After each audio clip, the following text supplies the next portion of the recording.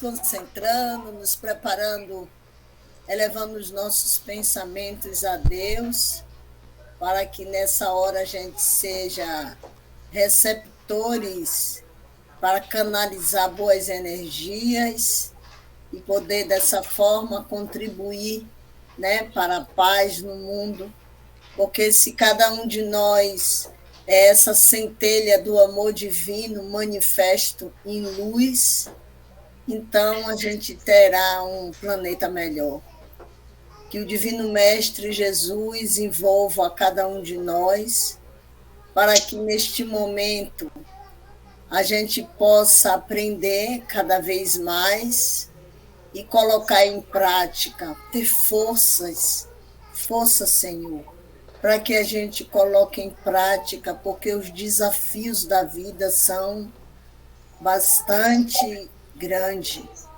E esses conhecimentos, eles podem aliviar nossos sofrimentos internos, nossas aflições e nossas dores, porque quando a gente tem uma visão mais ampliada, distante das pequenez humana, a gente tem possibilidade de sermos mais felizes. Então, que o Divino Mestre envolva Mário, nosso coordenador, que carinhosamente se dispõe a nos ajudar, que possa intuir ele o tempo todo, assim como todos nós, para sermos esse canal para receber esses ensinamentos e poder modificar a nossa vida. Que o Divino Mestre esteja em cada coração aqui presente e as nossas energias positivas de elevação a Deus possa contribuir para aqueles que necessitam de energias para se recuperarem. Que assim seja. Que assim seja. Ok. Boa noite, então, mais uma vez. Hoje vamos dar início ao capítulo 18, Apontamentos à Margem, né? Boa noite, Ferreira, boa noite, Anne.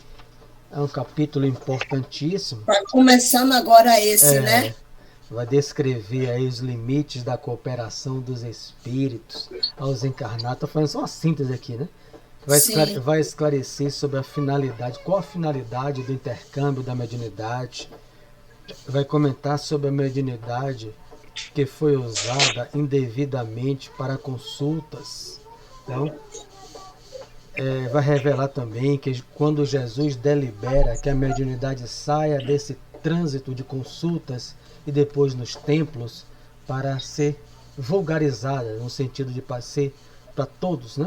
Na profecia de Joel, e vai revelar que Jesus já voltou. Aí fica bem claro no capítulo, o Espírito é direto nisso. Enquanto muita gente está esperando Jesus voltar, ele vai dizer no capítulo que Jesus já voltou. A gente já sabia disso, que voltou como Consolador prometido, doutrina espírita. Então vamos lá ao capítulo 18, Apontamentos à Margem. Dona Ambrosina, a médium, né, dessa casa espírita, continuava psicografando várias mensagens endereçadas aos presentes.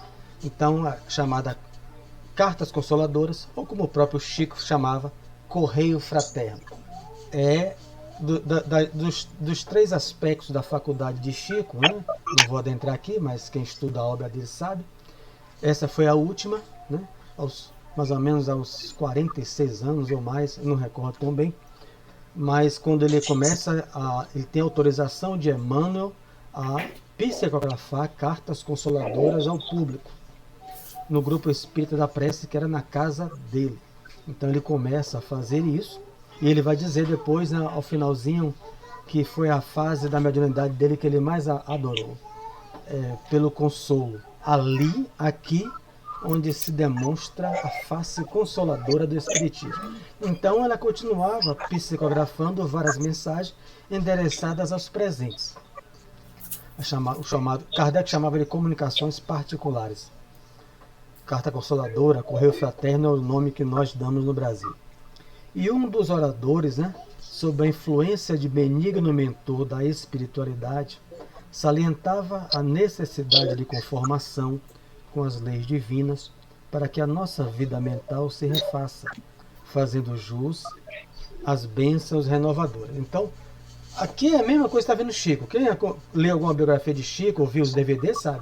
Ele psicografava o público e revezava. Divaldo ia 2 vezes por mês lá, por ano, 2 vezes por ano. Quando chegava, Divaldo também sentava-se à grande mesa, todo mundo 20 minutos, 15 minutos, meia hora, cada um falava. O biógrafo Marcel Sotomayor fala que dormiu, acordou, porque ele não era espírita, e os oradores se revezando e Chico psicografando. Os oradores se revezando, Chico psicografando. É aqui, só que os nomes aqui estão dissimulados. Mas a gente vamos destacar aqui o quê? Anne, Mário Sérgio, Tereza, Ivan, que são aqui oradores, fazem palestras espíritas, não fazem só.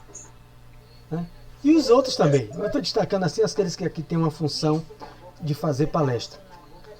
Estão todos sob a influência de benigno mentor da espiritualidade. Então, a mediunidade é só para a sala mediúnica? Não. O cidadão vai fazer uma palestra, pega o tema, a causa oferece, ele vai estar sob a influência. O que se espera é isso, que ele esteja em boa sintonia com um benigno mentor da espiritualidade. Então, às vezes pessoas, eu já vi palestrantes dizer assim, eu não sou médium, como é que pode? Porque eu não frequento mediúnica. Então, a pessoa, anos, como é que não é médium? Todo mundo é. Não é tem que tirar o capítulo 14 e arrancar o capítulo 14 do livro dos médios, onde todos somos médios. E um palestrante está sob a influência de um benigno mentor da espiritualidade que trabalha na casa. Então, alguns encarnados, eu vou ler mais os trechos, vocês abrem para falar. Alguns encarnados na plateia, né, jaziam impermeáveis e sonolentos, vampirizados por obsessores caprichosos que os acompanhavam de perto. Entretanto, muitos desencarnados de mediana compreensão ouviam solícitos e sinceramente aplicados ao ensino consolador. Então, o apontamento que André Luiz mais Hilário está notando, né? Ele observa os palestrantes falando, Gabriel, o mentor, designa um benfeitor benigno para intuir o orador. Ele faz um olhar na plateia, aquilo que os nossos olhos encarnados não veem. A gente vê, o palestrante vê alguns frequentadores cochilando. O cochilo tem um primeiro aspecto, cansaço, né, físico. A pessoa trabalha o dia inteiro, vai para uma palestra de noite, como era mais comum, cansa. Cansaço físico. Aqui ele não está entrando nesse aspecto, que também nem tudo é espírito. Ele está entrando apenas que esses que estavam dormindo aqui, estavam dormindo por quê? Por uma influência, não de um benigno mentor, o guia dele, mas dos vampirizadores caprichosos, que tinham permissão de entrar para aprender também. O espiritismo não fecha a porta. Claro que tem uns que vão ficar lá fora, porque querem perturbar, né? Mas aqueles outros que caminham obsidiando as pessoas, o guia da casa permitiu. Se não permitisse, como é que ia entrar no outro aqui? Outros desencarnados que ouviam solícitos e sinceramente aplicados no ensino. Então alguns se modificavam. Tanto quanto que a gente espera que os encarnados frequentadores se modifiquem, os seus acompanhantes também se modificam. Outros não. Então o desencarnado não quer se modificar e provoca no encarnado sono. Mesmo aquelas pessoas que dormem, que não deveriam dormir, mas aquelas que dormem estão sendo ajudadas. Está no livro Os Mensageiros, né? O livro que a gente vai trabalhar futuramente depois, onde os espíritos vão retirar fluidos, vão auxiliar o encarnado dormindo, no centro mesmo, vão retirar fluido do seu centro de força, né? Vão aplicar passes espirituais. Eles não deveriam dormir, deveriam estar atentos à palavra do orador. Mas se dormiu, não deixarão de ser auxiliados, porque eles estão retirando a parte do sono físico, né? Eles estão nesse aqui, telementalizados. Né, Feira? Feira falando, durma mentalmente. Quantas vezes você vê isso? A pessoa está ali atento, aceso. Quando entra no centro, despenca. Eu nunca vi um sonífero desse. Terminou a palestra, a pessoa está acesa, está alegre, está tudo. Entrou, começou a palestra. É assim mesmo. Pega um livro. Eu já vi gente, Evangelho no Lar. A gente já fez. Quantas vezes eu, Ferreira e outros, saímos nas casas para levar fazer. Quando as pessoas da casa pedem, né? Para implantar o Evangelho. Quando pega a primeira pessoa da casa. Terminou. Começa a abrir a boca. Volta. Começa a abrir a boca. Começa a abrir a boca. Mas quem está descansando ali é o corpo, não é o. Lembrando que o espírito está ouvindo. Isso. Mesmo você dormindo, se for do interesse dele, ele está ali, ouvindo tudinho. É igual assim, você vai fazer uma palestra, você não está fazendo uma palestra só para os encarnados, também para os desencarnados, porque o que mais se tem no centro espírita são os espíritos também, no centro espírita, são os espíritos desencarnados, também ali sentadinho em pezinho, ouvindo o que o palestrante está falando. Isso. É o que está aqui. Desencarnados de mediana compreensão, ouviam solícitos e sinceramente aplicados ao ensino consolador. Então, o que ele está dizendo? Não se espera que o encarnado durma. Mas aqui ele está dizendo, aí eu tive que me reportar o livro dos Mensageiros. Mesmo aquele que dorme, e Anne reforçou, o espírito se emancipa, está ouvindo também, se tiver interesse. Porque se não tiver interesse, ele sai do centro. Os guias não vão acorrentar ele lá. Então o encarnado dorme. Se ele tem interesse, ele fica ali. Se ele não tem, ele sai. E o desencarnado que acompanha ele fica para ouvir. Qual é o primeiro aspecto da fascinação? No capítulo 23 do Livro dos Médiuns. Característica da fascinação. Afastar o fascinado do esclarecimento. Está lá. Característica, capítulo 23, do grau fascinação.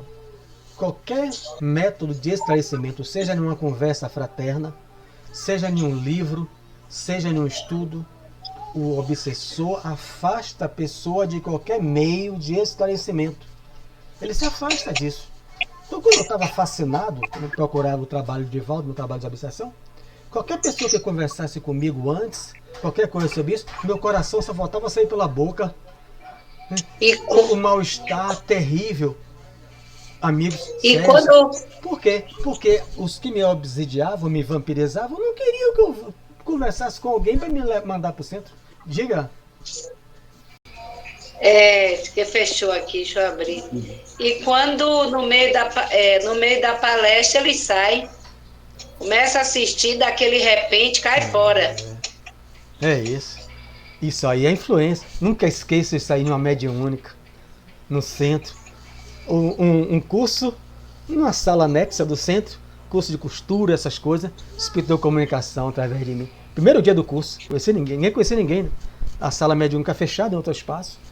O espírito falou assim, ela veio para o curso, veio, não é espírita e não vai frequentar aqui, só veio fazer um curso de corte e costura que o centro dá, mas nem aqui eu quero ela vai levantar e sair. Deu a comunicação, muitos anos isso. Quando terminou, os organizadores do curso me chamaram a gente, né, saiu sem adentrar, mas são trabalhadores também da casa. Teve alguma comunicação aqui, alguém do grupo inaugurou? Porque uma mulher falou que sentiu mal-estar, levantou e saiu. E não voltou mais. Rapaz, eu fiquei impressionado, mesmo como médico. O espírito deu comunicação, saiu e falou que ela ia levantar e sair. Curte de corte e costura em outras salas anexas. E levantou e não voltou mais. Isso é manipular o outro, é cruel. Fascinador. Não é espírito, não é obsessão simples. Isso aí são espíritos inteligentes. Já é um grau avançado, já um grau avançado, né? Isso. Dirigindo a pessoa, dirigindo totalmente a mente da pessoa. Ali. Abre abertura, tal, daqui a pouco você vê uma inquietação, daqui a pouco levanta e vai embora. Não. Eu volto outra hora e vai embora. Até hoje. Eu me lembro, Ferreira procurou Ferreira, tá vendo Ferreira junto. Quando a pessoa procurou, a pessoa ficou pasma. Então, bom, aqui a plateia. Gabriel, né, que é o mentor da casa, de olhos percussientes e lúcidos, a tudo presidia com firmeza. Aqui ele vai citar a função de um dirigente de um centro espírita, dirigente espiritual. Né? Ele está atento a tudo. Nenhuma ocorrência, por mínima que fosse, lhe escapava à percepção. Aqui há um leve sinal seu. Entidades escarnecedoras eram exortadas à renovação de atitude. Ali, socorriam-se doentes que ele indicava com silencioso gesto de recomendação. Ele está explicando como é que Teresa ou qualquer pessoa que dirige o centro espírita deve agir. Não é com estardalhaço, mas é com um olhar percussiente, olhando tudo, ó, e sem nenhum drama. Há um leve sinal seu, os espíritos estão lá, escarnecendo, que foi permitido entrar, mas estão fazendo gozação. Bastava ele olhar para os trabalhadores ou para as entidades, eram exortadas à renovação de atitude. Ali não é um lugar de bagunça, de galhofada, de gargalhada, de coisa. Socorriam-se doentes, os doentes, os desencarnados, uma parte dos encarnados também. Né? Bastava ele um silencioso gesto de recomendação. Então você está lá, uma pessoa está se sentindo mal, aí trazendo para o mundo, para o trabalhador encarnado, que está dirigindo a reunião mediúnica, a reunião de doutrinária aqui no caso. Ele tem a equipe dele, quem é os passistas do dia tal, quem é o atendente de plantão do dia, ele já sabe tudo. Aí uma pessoa começou a passar a mão na plateia, aí foi Teresa estiver distraída, apontou. Teresa, me socorra, pelo amor de Deus. Né? Fica a pessoa levanta, ele levantou o dedo, apontou. Teresa sabe o que fazer, porque se preparou, é atendente. Carme é passista, vai acompanhar a Teresa. Né? Ferreira, estão lá, se a pessoa estiver caindo e precisar segurar para conduzir, um homem vem, segura, leva para a sala, né? Leva para a sala do passe, para atendimento, né? Conforme a condição do outro que estiver ali. Acabou. E a palestra continua. Não tem drama, não tem nada. Agora, desde que cada um saiba o que vai fazer.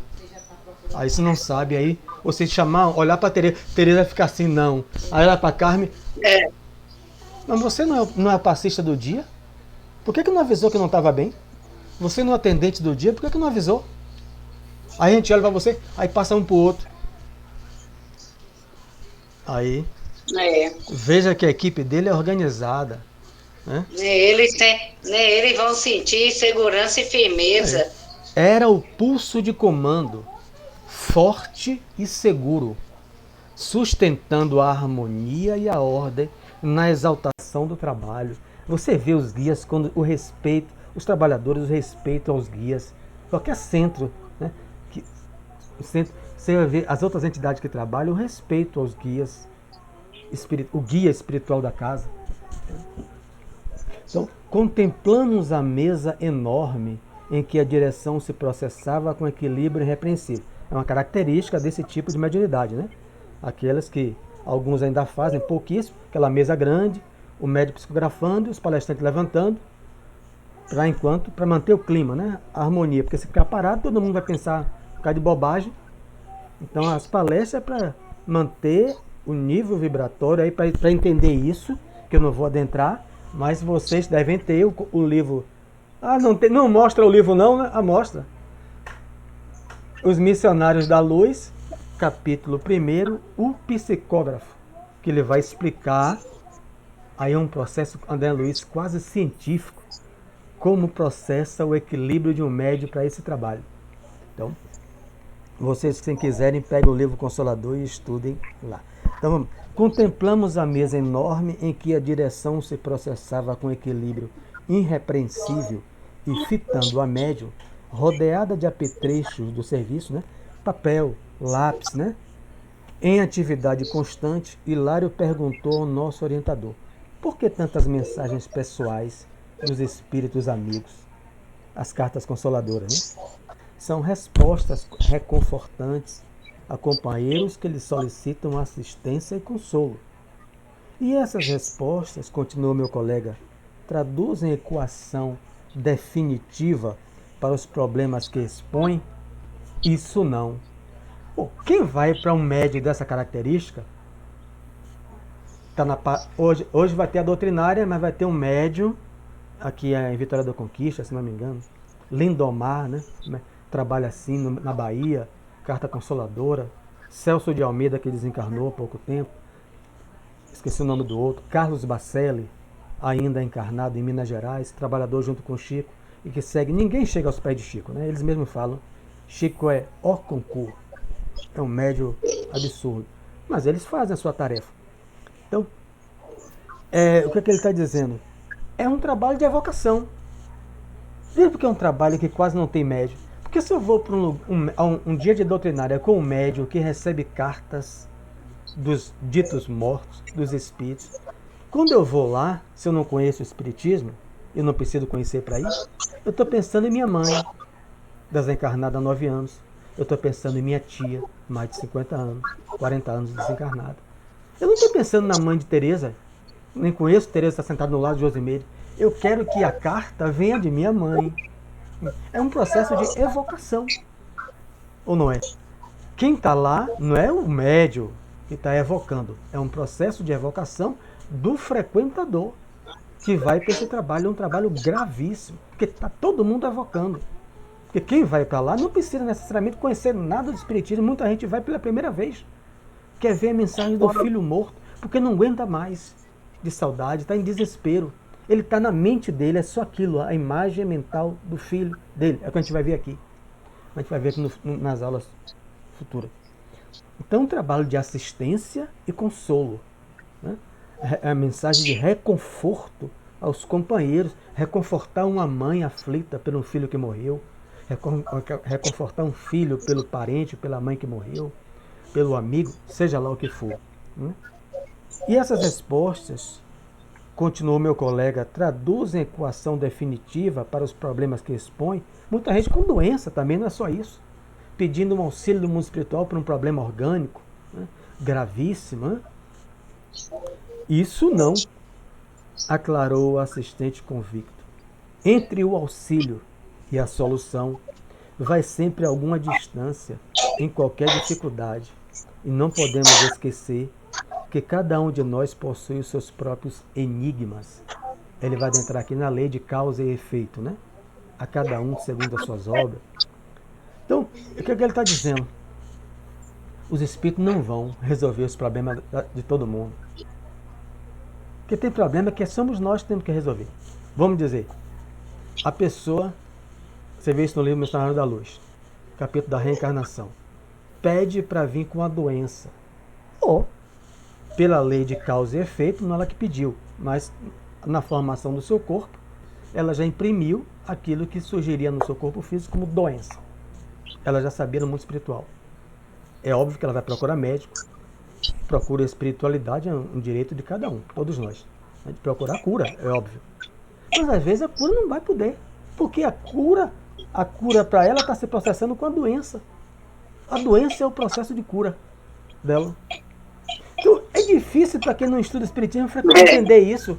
Como é que você vai saber que a doença do meu filho é um processo de cura para a alma do seu filho?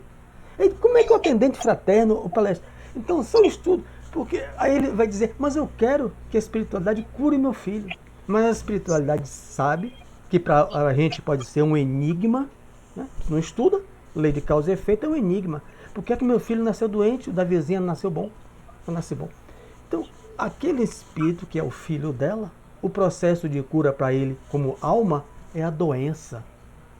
Então ela vai ver chegar a mensagem consolando e até curando a receituária de Bezerra de Menezes, que era em média 300 por noite, 2 vezes por semana, curar. E o dela ela vai 2, 3 vezes, não vai. Gente que ia 20 vezes, tinha mágoa de Chico, não recebia uma carta. Uma mulher toda vez que ia recebeu 20 cartas. Tem um livro aqui. 20 cartas para o menino. O menino cresce no mundo espiritual. E vai dizendo que queria namorar, que queria fazer sexo. E é muita gente que quer continuar fazendo sexo no mundo espiritual. Ele vai escrevendo. Toda vez que ela ia, recebia. A outra ia, não recebeu nenhum. Como é que você consola? São os enigmas. A lei de causa e efeito.